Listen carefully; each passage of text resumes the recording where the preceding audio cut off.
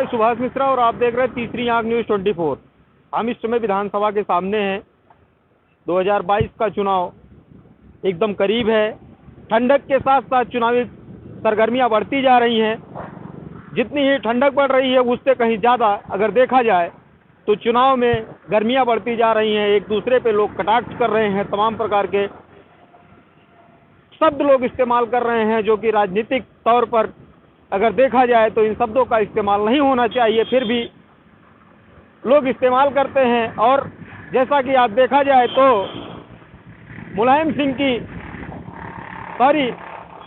माननीय मुलायम सिंह यादव जी की बहू अपर्णा यादव जी आज भाजपा ज्वाइन कर चुकी हैं।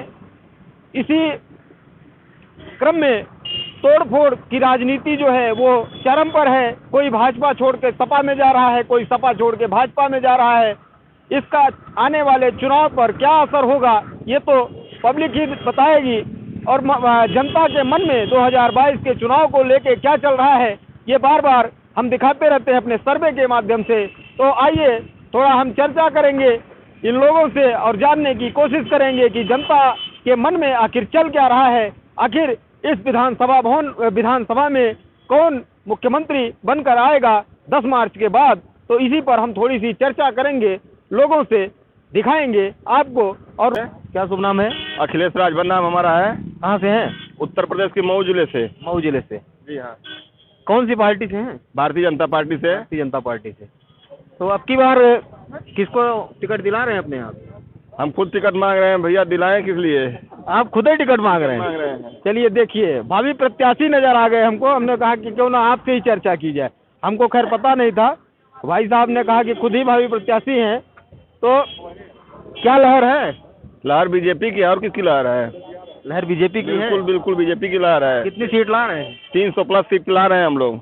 आप लोग तो सपा में तोड़ फोड़ कर रहे हैं, इसमें सुन रहे हैं। तो सपा जो है कि हमारे यहाँ से दो टो कोयला उठा लाई। एक दारा चौहान, एक स्वामी प्रसाद मौर्य। हम लोग उसके घर से जो 5 साल तक आपके पास से तब कोयला नहीं थे, कोयला हो गए। कोयला ही थे वो लोग, कोयला ही। तो उनको अगर कहिए कि उतना वो है तो जाके जहाँ से वो लोग आए वहीं चुनाव लड़े, समझ में आ जाएगा। सपा वाले कह रहे कोयले में हीरा निकलता है। हीरा तो हम लोग लेके आए ना अपर्णा यादव को। आज सुबह हीरा निकाल लिए? हीरा निकाल लिए कोयले से हम लोग। ये देखिए भाई साहब आगे क्या कह रहे हैं? पटरौना विधानसभा से जहाँ स्वामी प्रसाद मौर्य जी आए हुए हैं। अच्छा आप जी? चिरंजीवी कुमार गौड़ नाम है हमारा। अच्छा जी। तो क्या कहना चाहते हैं? कहना ये चाहते हैं कि वो सिर्फ निकले हुए हैं, सिर्फ स्वयं 10 लोगों को लेकर के। बाकी वहाँ कार्यकर्ता उनके जाने से बहुत खुश है। क्या बात कर रहे हैं? एकदम सही बात कर रहे हैं भैया, बिल्कुल सही बात कर रहे हैं आप। तो मौर्य जी को एकदम जान लीजिए कि होपलेस कर रहे हैं। मौर्य जी एकदम ताल ठोक रहे हैं दबा के। अरे क्या बात कर रहे हैं? मौर्य जी का ताल ठोकेंगे? वैसे भी वो परेशान है मौर्य जी। हाँ, मलाई खाने को नहीं मिला इसलिए निकल कर चले गए। मलाई नहीं पाए तो चले गए। तो भाई साहब भी कुछ कह रहे हैं। क्या कह रहे हैं?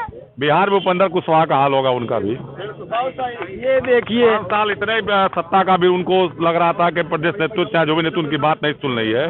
तो 5 साल पहले क्यों, 2 साल पहले क्यों नहीं छोड़ दिए? अच्छा, लेकिन अभी हम गए थे अखिलेश जी की पीसी से आ रहे हैं, तो अखिलेश जी ने कहा कि अगर वो अपर्णा यादव को ले गए हैं तो हम काफी खुश हैं कि कम से कम समाजवाद वहाँ भी पहुँच रहा है। इस पे क्या कह रहे हैं? हम भी खुश हैं। स्वामी प्रसाद मौर्य को ले गए हैं, हम भी खुश हैं। हमारे पास केशव मौर्य हैं, केशव हैं। हमको स्वामी की आवश्यकता है, केशव मेरे साथ हैं, जो हमारे ओरिजिनल केशव हैं। कुशवाहा समाज, मौर्य समाज के नेता हैं। अच्छा, डिप्टी सीएम है, प्रदेश के अध्यक्ष रहे हैं। अच्छा, एक चीज और जानना चाहेंगे। मौर्य नेता नहीं है, मौका प्रस्त हैं, सरकार के साथ रहना चाहते हैं। वो जब किसी के नहीं हुए तो कल आप 5 साल के बाद देखिएगा 27 के चुनाव में हो सकता हो कि फिर सपा को भी टाटा बाय बाय कर दे। कहीं स्थिर 5 साल रहे ही नहीं है। पटौना विधानसभा में हम लोगों का घर है, जहाँ से मौर्य जी विधायक होके आते हैं जी। और संजीव दीक्षित मेरा नाम है जी। मुझे लगता है कि उनके साथ वही गया था जो बसपा से भाजपा में आया था। बीजेपी के सपोर्टर है का? हम नहीं, हम मानसिक रूप से भाजपा के सपोर्टर हैं। इसमें कोई अपराध तो है नहीं। नहीं, अपराध हम नहीं कह रहे हैं। हम कहीं अपराध कहेंगे? हमारा अधिकार है अपराधी कहने का। जो योगी और मोदी के सपोर्टर हैं। हाँ, चलिए धन्यवाद। ऐसे सपोर्टर मिलते रहेंगे तो लगता है कि भाजपा सरकार 2022 में फिर से बनेगी, लेकिन तमाम पार्टियां ताल ठोक रही हैं। मौर्य हारेंगे कुशीनगर पटौना से। आइए प्रमोद जी हमको दिखाई पड़े, बस्ती जनपद से आए हुए प्रमोद जी हमको दिखाई पड़े। हमने सोचा क्यों ना आपसे चर्चा की जाए। बहुत तेज मुस्कुरा रहे हैं, पान उन खा के एकदम बहुत तेज मुस्कुरा रहे हैं। हमने कहा क्यों न चर्चा की जाए, मुस्कुराहट हमेशा रहती है। मुस्कुराहट रहती है। भगवान करे। नमस्कार, थोड़ा परिचय दे दीजिएगा। मैं प्रमोद पांडे हूँ, भारतीय जनता पार्टी का वर्कर हूँ, भारतीय जनता पार्टी बस्ती से। बस्ती से हैं। हम बहुत दूर से देखे, हमको लगा कि हमारे जिले से कोई आया हुआ है। किस सब आपके जिले के लोग आते हैं? भैया बस्ती तो नहीं, आपका चेहरा काफी चर्चित रहा बस्ती जिले में, और सांसद जी के साथ भी आपको कई बार देखा गया। और हम तो खैर बस्ती जिले से ही आते हैं, तो हमने देखा, अपने जिले को लोग देखते हैं, अपने जिले के लोग जब दिखाई पड़ते हैं कहीं दूर आपको, तब आपको प्रेम दिखाई पड़ता है, और ये लगता है कि हमारा जनपद अगर यहाँ तक आ गया है तो हो सकता है कि विधानसभा तक जाए। तो आपसे हम जानना चाहेंगे 2022 के चुनाव के बारे में कि बस्ती जनपद आखिर क्या सोच रहा है, क्योंकि आप लोग नेता हैं, और ऐसे नेता हैं जो जमीनी नेता हैं, जमीन से उठ के आए हैं ये लोग, तो यही लोग असली हकीकत बता सकते हैं। भारतीय जनता पार्टी 2017 में जब भारतीय जनता पार्टी विधानसभा का चुनाव हो रहा था जी 2017 में भी बस्ती की 5 सीटों पर कमल खिलने का काम हुआ था। वहाँ माननीय सांसद श्रीमान हरीश द्विवेदी जी का प्रयास और नरेंद्र मोदी जी के काम पर 2017 में 5 विधानसभा भारतीय जनता पार्टी जीती थी। 2022 में भी योगी और मोदी जी के काम पर और हरीश जी के अथक प्रयास से फिर 5 सीटों पर फिर काम भारतीय जनता पार्टी वर्कर। लेकिन एक थोड़ा आपके शब्द को हम रोकना चाहेंगे, जैसे कि कप्तानगंज विधानसभा पर माननीय सीएच चंद्र प्रकाश शुक्ला जी जो भी मौजूदा विधायक हैं, उनकी छवि कुछ धूमिल पड़ती नजर आ रही, उस पर क्या कहना चाहेंगे? लोग कहते हैं, ग्राउंड की रिपोर्टिंग ये कह रही है कि उन्होंने काम नहीं किया है।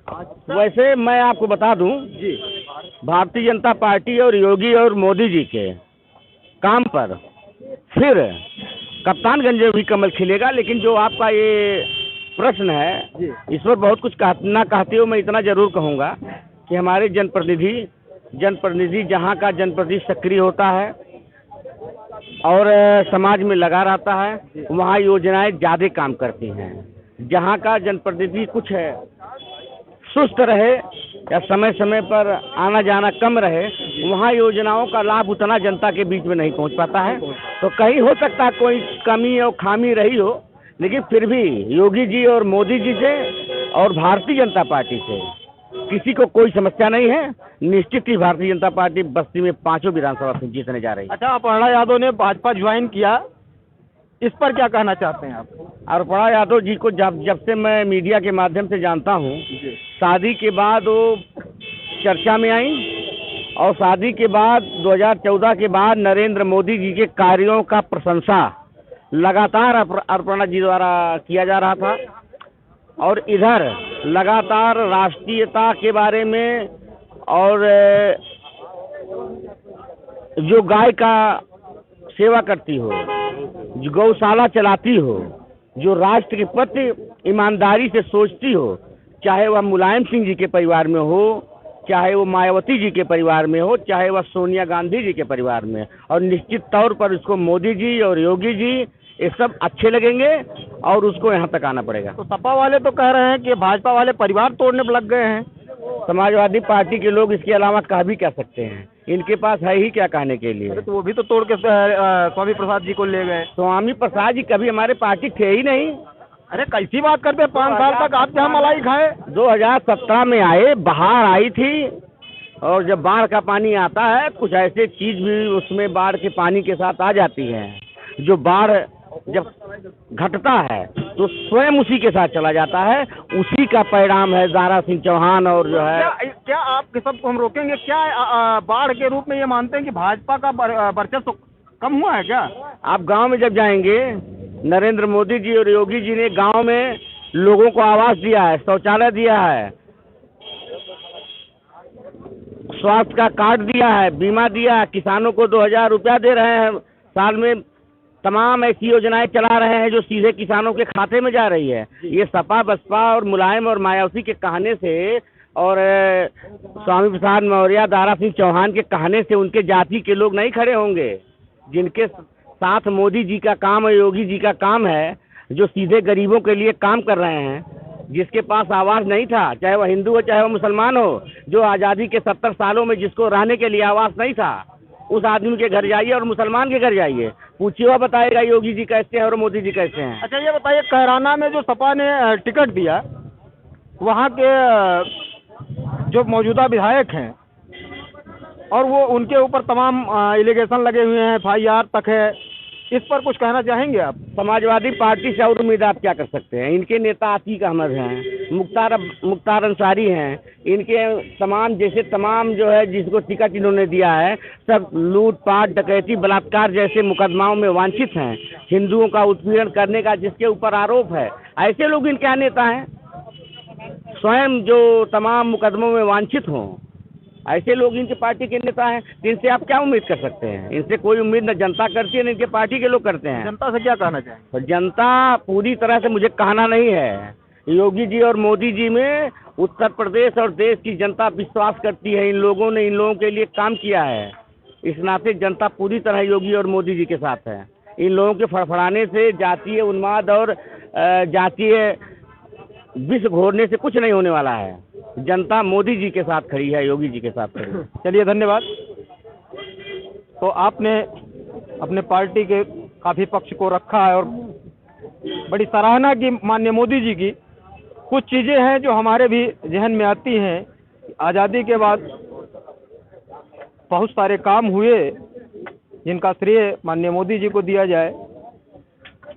राम मंदिर का भी मुद्दा काफ़ी दिनों से लटका हुआ था। हम किसी के पक्ष की बात नहीं करते हैं, लेकिन अगर सॉल्व हुआ तो इसी सरकार ने इसको सॉल्व किया। सुप्रीम कोर्ट को भी माना जा सकता है, सहयोग तो दोनों का होगा। तो इन्हीं शब्दों के साथ हम आप लोगों से विदा लेते हैं। आप देख रहे थे तीसरी आंख न्यूज़ 24 सुभाष मिश्रा के साथ। धन्यवाद।